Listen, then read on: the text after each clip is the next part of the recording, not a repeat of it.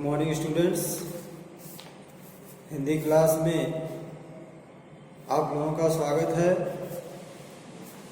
जैसा कि आप लोग जानते हैं कि हिंदी में हिंदी कस्तूरी का अभ्यास कार्य कराया जा रहा है और कस्तूरी में पाठ 1 कंप्लीट करा दिया गया है। अब आज मैं हिंदी कस्तूरी से पाठ 2 का अभ्यास कार्य कराने जा रहा हूँ, जिसको आप लोग ध्यान से देखेंगे और समझने की कोशिश करेंगे।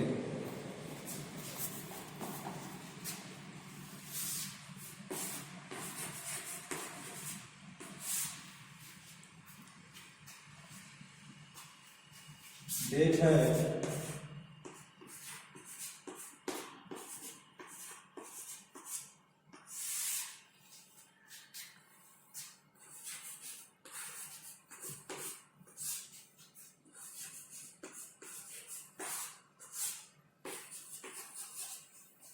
'कक्षा कार्य'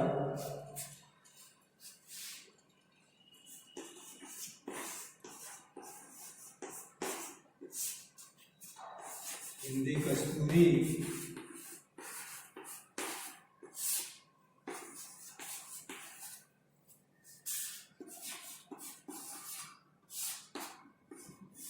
पाठ 2।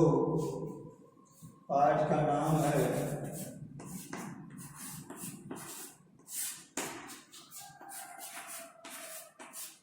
कांटों में राह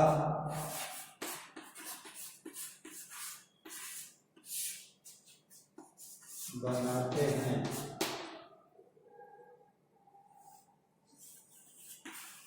कांटों में राह बनाते हैं, यह पाठ का नाम है। पेज नंबर है 13। इसमें सबसे पहले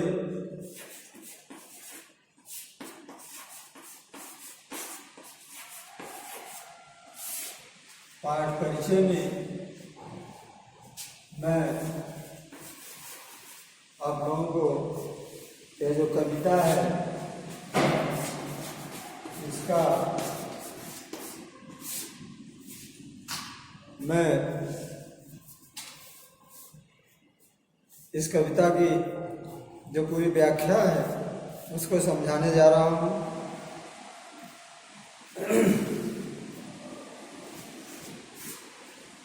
पाठ परिचय के अंतर्गत छोटा सा जो दिया गया है उसमें लिखा गया है, प्रस्तुत कविता में मनुष्य की हिम्मत को महत्वपूर्ण बताया गया है। यदि वह कोशिश करे तो कांटों में भी रास्ता बना सकता है।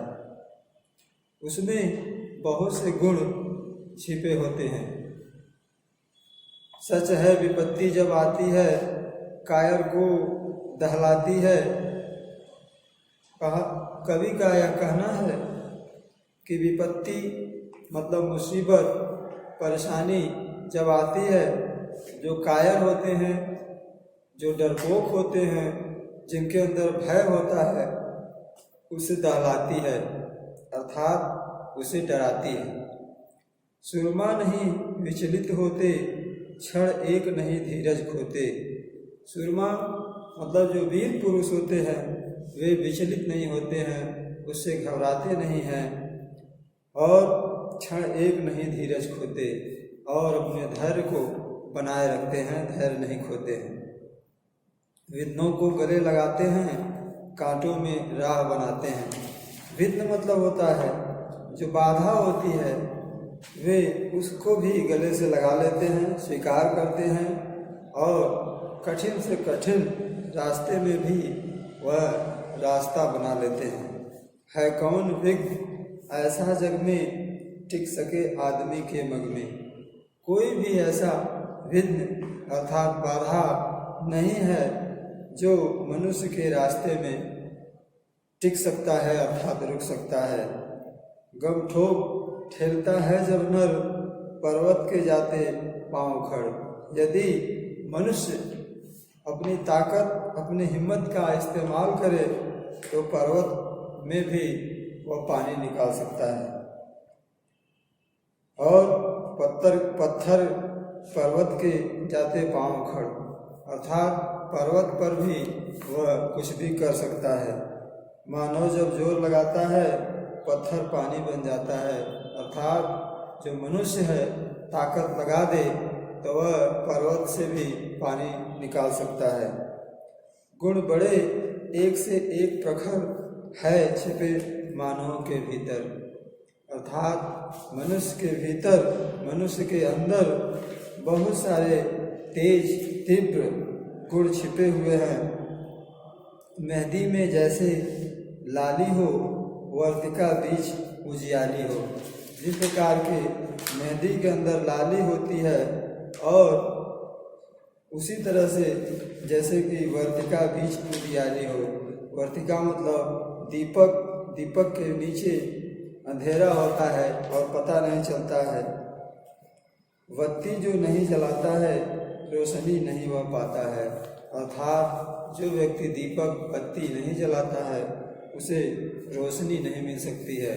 कहने का तात्पर्य है कि मनुष्य को अपने अंदर, अपने भीतर की जो गुणवत्ता है उसको देखनी चाहिए और अपनी हिम्मत से, अपनी ताकत से हर असंभव कार्य को करने की कोशिश करनी चाहिए।